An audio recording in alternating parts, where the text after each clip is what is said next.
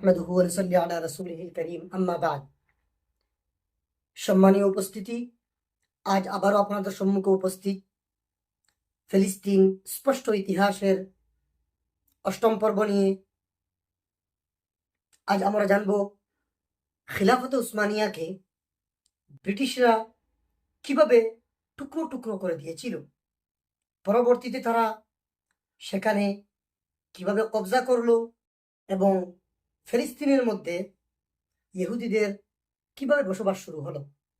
সুপ্রিয় দর্শক মণ্ডলী, খিলাফতে উসমানিয়ার মধ্যে কম বেশি ৩৫ থেকে ৩৬ জন সুলতান খিলাফত করেছিলেন। সে খিলাফত উসমানিয়া পুরো মিডল ইস্টের মধ্যে তাদের সুলতানি ছিল, অর্থাৎ খিলাফত উসমানিয়ার আয়ত্তে ছিল। মিডল ইস্ট অর্থাৎ সেই দেশগুলো ছিল লিবিয়া, ইরাক, আফ্রিকা, ইয়েমেন, শাম, এই সকল দেশ মিলে মিডল ইস্ট।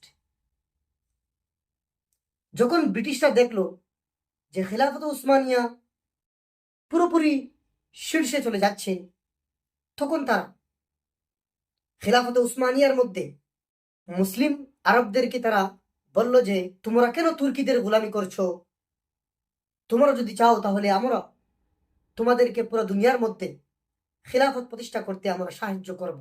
যেমন কথা তেমনই কাজ। মুসলিম আরবরা লোভ লালসার মধ্যে পড়ে গিয়ে নিজের কৌমের সাথে গাদ্দারি করে বসলো, নিজের মধ্যে ফাটল সৃষ্টি করলো। একসময় খিলাফত উসমানিয়া টুকরো টুকরো হয়ে গেল। কারণ যখন নিজের ঘরের মধ্যে দুশ্মন থাকবে, তখন সেই ঘর কখনো টিকে থাকতে পারে না। পরবর্তীতে যখন ব্রিটিশরা হামলা করলো আরব মুসলিমদের মদতে,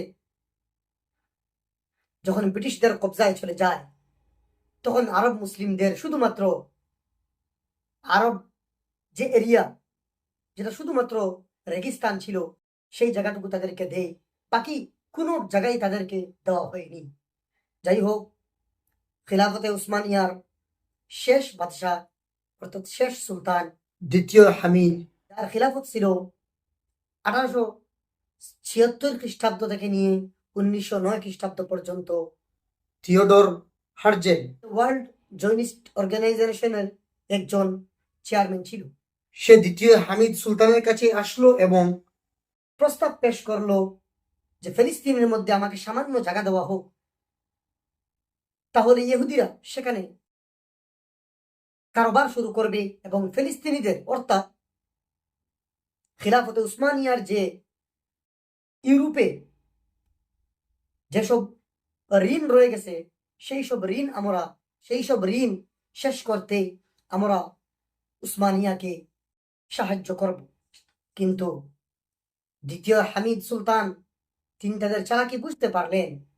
তিনি বললেন, আমি একটুকু জায়গা তোমাদেরকে দিতে পারবো না, কেননা এই জায়গা শুধু আমার নয়, এই জায়গা দুনিয়ার পুরো উম্মত মুসলিমার এই জায়গা, যেই জায়গার জন্য হাজার হাজার মুসলমানরা শহীদ হয়েছেন, হাজার হাজার মুসলমানদের বলিদানের পরিবর্তে এই জায়গা জয় হয়েছে, তাই আমি তোমাদেরকে একটুকু জায়গা দিতে পারবো না। সেই থিওডর হার্জেল 1897 খ্রিস্টাব্দে সেই ফিলিস্তিনে ইহুদিদের জন্য একটি রাষ্ট্র গঠনের অনেক আপ্রাণ চেষ্টা করে।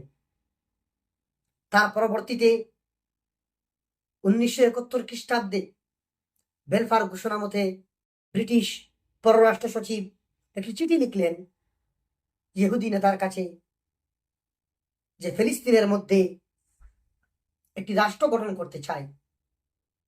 পরবর্তীতে 1947 সনে বিষয়টি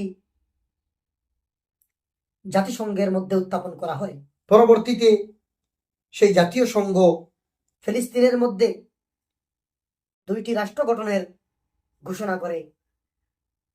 কিন্তু তারা যে রাষ্ট্র ঘোষণা করেছিল সমস্যার সমাধানের জন্য, কিন্তু সেই সমস্যার সমাধান না হয়ে সেই সমস্যা কয়েক হাজার গুণ বেড়ে গেল।